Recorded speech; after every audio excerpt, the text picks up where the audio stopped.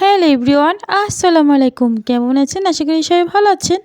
আপনাদের দোয়া ও ভালোবাসা আলহামদুলিল্লাহ আমরা অনেক ভালো আছি। এই যে সকালে চাপড়ি রুটি বানিয়েছিলাম আর কিছু ভাত ছিল, এটা নাস্তা করছি, সবাই মিলে খেয়েছি।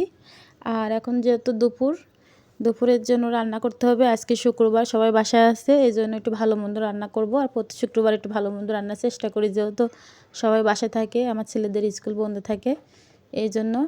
আর এই যে গরুর মাংসটা কেটে ধুয়ে পরিষ্কার করে নিয়েছি, মশলাটাও প্রেশার কুকারে কষিয়ে নিয়েছি। আর আজকে প্রেশার কুকারে রান্না করবো মাংস, যাতে তাড়াতাড়ি হবে, নামাজ পড়ে এসে সবাই খেতে পারবে। ওদিকে বাচ্চাদেরও গোসল করা রেডি করে দিতে হবে, নামাজ পড়তে যাইবে, এই জন্য আর কি। এই জন্য মশলাটা ভালো মতন কষিয়ে নিয়েছি, নিয়ে এই যে কিছুক্ষণ প্রেশার কুকারে আমি কষাবো, তারপরে ঝোলের পানি দিব। আমি এভাবেই প্রেশার কুকারে রান্না করি। আর এই দেখেন এখানে আলুগুলো পরিষ্কার করে নিয়েছি, এটা একটু ভেজে নিব। এই যে তেলটা গরম করতে দিয়েছি, ওই চুলায়, লাইনের চুলায় এলো আলুটা ভাজতেছি, অল্প অল্প গ্যাস আছে হালকা। আর এই যে সিলিন্ডারে রান্না করতেছি, এই যে সিলিন্ডার, এই যে সবসময় সিলিন্ডারে রান্না করা হচ্ছে, লাইনের গ্যাস না থাকলেই চলে। হালকা হালকা আছে, এই জন্য দিলাম, আলুটা ভেজে নিই হালকা হালকা, আলুটা ভাজা হয়ে যাবে এই জন্য আর কি। এই যে ভালো মতন কষাই নিব, তারপর বানিয়ে দিব। প্রেশার কুকারে ভালো মতন কষাবো মাংসটা। এই যে আলুটা হালকা করে ভেজে নিয়ে দিয়ে দিয়েছি, এবার পানিটা দিয়ে প্রেসার কুকারে ঢাকনাটা দিয়ে দিব। এই যে প্রেসার কুকারটা বসাই দিয়েছি। আর এখানে নিয়ে আসছি চাউল, এই যে চাউল নিয়ে আসছি, খিচুড়ি রান্না করব। আর এখানে সব কিছু কেটে নিয়েছি, পেঁয়াজ, মরিচ, আলু, একটা আলু দেবো খিচুড়িতে, এই জন্য আর কি। মাংস রান্না শেষ, এবার ডালটা ভেজে নেব। আজকে মুগ ডাল দিয়ে খিচুড়ি রান্না করব, ঝরঝরে খিচুড়ি। আর গরুর মাংসের সাথে ঝরঝরে খিচুড়ি খেতে বেশি ভালো লাগে আমার, এই জন্য কে কে ঝরঝরে খিচুড়ি খেতে পছন্দ করেন অবশ্যই কিন্তু কমেন্টে জানাবেন। এই যে পেঁয়াজ, মরিচ, রসুন দিয়ে দিব, কাঁচা মরিচ, এগুলো দিয়ে হালকা ভেজে নিব। তারপরে মশলাগুলো দিয়ে কষিয়ে তারপর চাউলটা দিব।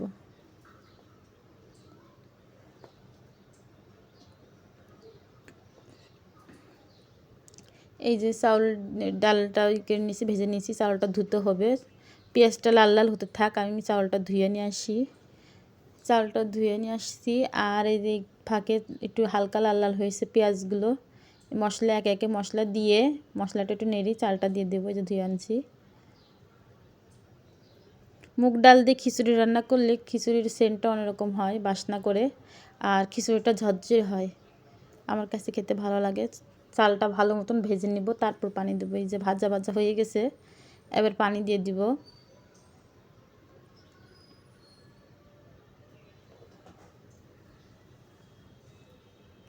এই যে পানিটা দিয়ে দিয়েছি, এবার আমার ছেলেদেরকে রেডি করাবো, রেডি করে ওরা নামাজ পড়তে যাবে, নামাজ পড়ে এসে সবাই খাইবো। আমার হয়ে গেছে, একটু বসাই দিয়ে যাব, ছেলেদেরকে রেডি করাই দিই, গোসল করাই। এটা আস্তে আস্তে হতে থাক। ছেলেরা গোসল করে নামাজ পড়তে চলে গেছে অলরেডি।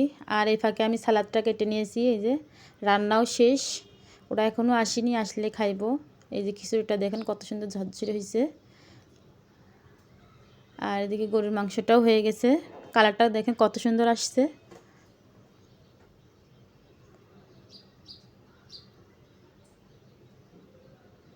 সবার খাওয়া দাওয়া শেষ হয়ে গেছে, লাস্টে আমি খাচ্ছি। সবার খাওয়া দাওয়া হয়ে গেছে, সবাই চলেও গেছে অফিসে। আমার ছেলে দুটোও বাইরে গেছে ওনাদের সাথে, কাকুদের সাথে। পরে এই যে আমি খাইতে বসছি সবার খাওয়ার লাস্টে। আর মাংসটা দেখেন কত সুন্দর সফট হয়েছে, নরম হয়েছে।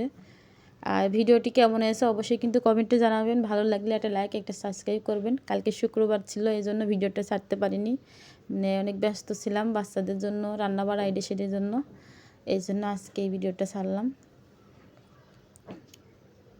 মাংসটা কত সফট হয়েছে, প্রেসার কুকারে রান্না করলে অনেক সফট হয়, মশলাও ভালো ঢুকে, দেখেন কতটা সফট হয়েছে। এই যে